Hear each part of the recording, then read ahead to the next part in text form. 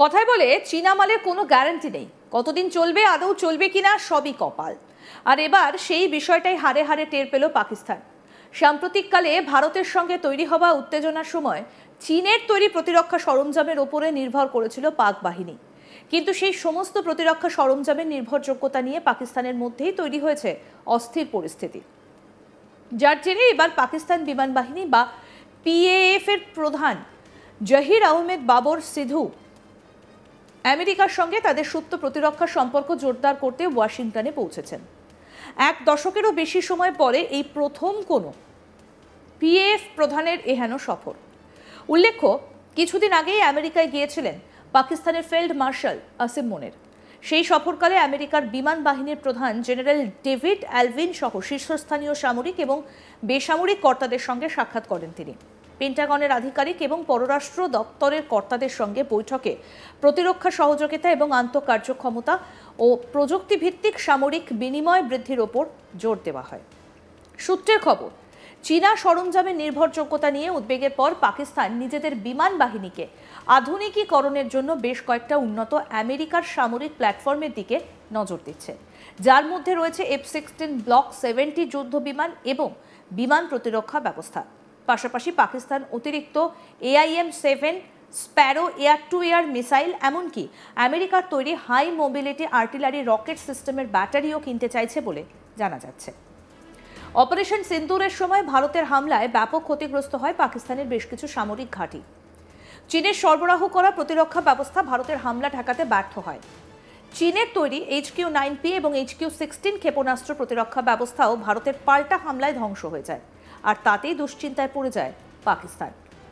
চীনের সঙ্গে নিজেদের কৌশলগত অংশীদারিত্বের গর্ব করা সত্ত্বেও এবার আমেরিকার দ্বারস্থ পাকিস্তান। উল্লেখ্য, গত এক দশক ধরে চীনের সঙ্গে পাকিস্তান যেভাবে ঘনিষ্ঠতা বজায় রেখেছে তাতে আমেরিকা কিছুটা অসন্তুষ্ট। এক্ষেত্রে পিএএফ প্রধান এই সফরের মাধ্যমে পাকিস্তানের চীনা সরঞ্জামের ওপর নির্ভরতা কমিয়ে আমেরিকার সঙ্গে সম্পর্ক আরও মজবুত করতে চাইছেন বলেই মনে করা হচ্ছে। তবে পাকিস্তানের এই পদক্ষেপ চীন খুব একটা ভালো চোখে নেবে না বলেও মনে করছেন অনেকে।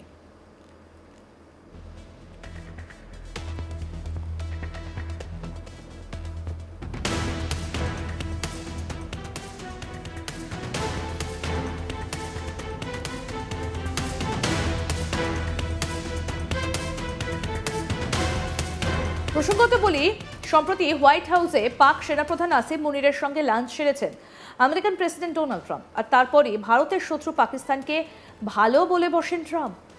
লাঞ্চ সেরে বৈঠকও করেন তারা। তারপর হঠাৎ করে মোদিকে ফ্যান্টাস্টিক বলে ভারত পাক যুদ্ধ তিনি থামিয়েছেন বলে ফের দাবি করেছেন আমেরিকান প্রেসিডেন্ট। আসিম মুনিরের সঙ্গে সাক্ষাৎ করেছেন ট্রাম্প। পাকিস্তানের প্রশংসা করে ট্রাম্প প্রকাশ্যে বুঝিয়ে দিলেন পাকিস্তানের প্রতি তলে তলে তার কতটা ভালোবাসা। তিনি সবার সামনেই বললেন তিনি পাকিস্তানকে ভালোবাসেন। ট্রাম্প বলেন তিনি ভারত পাক যুদ্ধ থামিয়েছেন। ট্রাম্প আরও বলেন দুজন বুদ্ধিমান মানুষ যুদ্ধে আর না এগোনোর সিদ্ধান্ত নিয়েছিলেন। দুটি দেশই পরমাণু শক্তিধর, তারা দুজনই যথেষ্ট প্রভাবশালী। কি বলেছিলেন ডোনাল্ড ট্রাম্প শোনাই আপনাদের। You have a meeting today with the Pakistani Army Chief of Staff. What are you looking forward to achieving diplomatically? Well, I stopped a war between Pakistan. I love Pakistan. I think Modi is a fantastic man. I spoke to him last night. We're going to make a trade deal with Modi of India. But I stopped the war between Pakistan and India. This man was extremely influential in stopping it from the Pakistan side, Modi from the India side, and others. And they were going at it, and they're both nuclear countries. I got it stopped. I don't think I had one story. Did I have one story written about it? I stopped a war between two major nations, major nuclear nations. I don't think I had a story written about it, but that's okay. You know why? The people know. The people know. Did anybody write that story about the war? Did anybody? Did you write it? We wrote one. We all wrote it. Did you write it? Just one more. You wrote it. যদিও যুদ্ধ থামিয়েছেন বলে Trump যে দাবি করে আসছেন তা প্রথম থেকেই খারিজ করে দিয়েছে ভারত। আর এখন সামরিক সরঞ্জামের বিষয়ে আমেরিকার কাছাকাছি আসতে চাইছে পাকিস্তান। সেক্ষেত্রে আগামী দিনে পরিস্থিতি কোন দিকে মন নেয় সেদিকে নজর রাখছেন কূটনৈতিক মহলের বিশেষজ্ঞরা।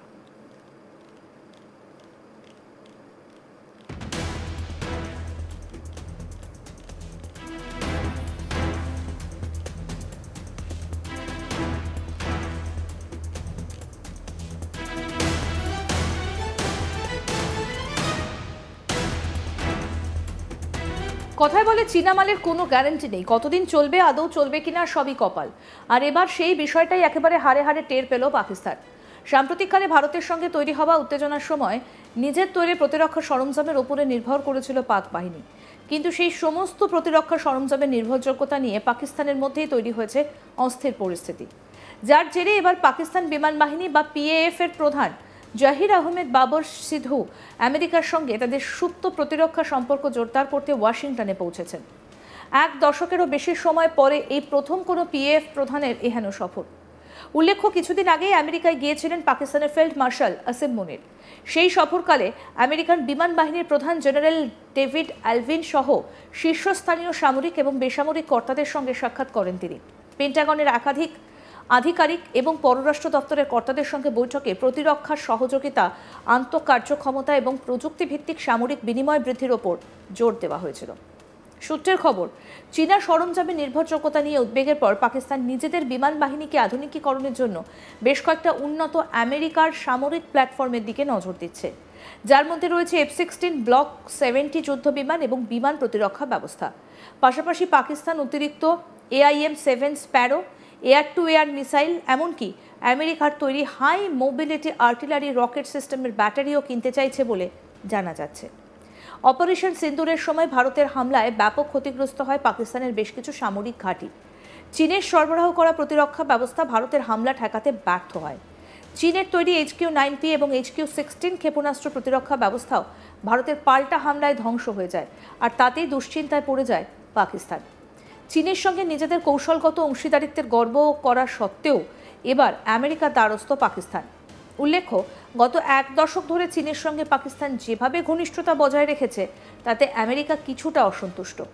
এক্ষেত্রে PAF প্রধান এই সফরের মাধ্যমে পাকিস্তানের চীনা সরঞ্জামের ওপর নির্ভরতা কমিয়ে আমেরিকার সঙ্গে সম্পর্ক আরও মজবুত করতে চাইছেন বলেই মনে করা হচ্ছে। তবে পাকিস্তানের এই পদক্ষেপ চীন খুব একটা ভালো চোখে নেবে না বলেও মনে করছেন অনেকে।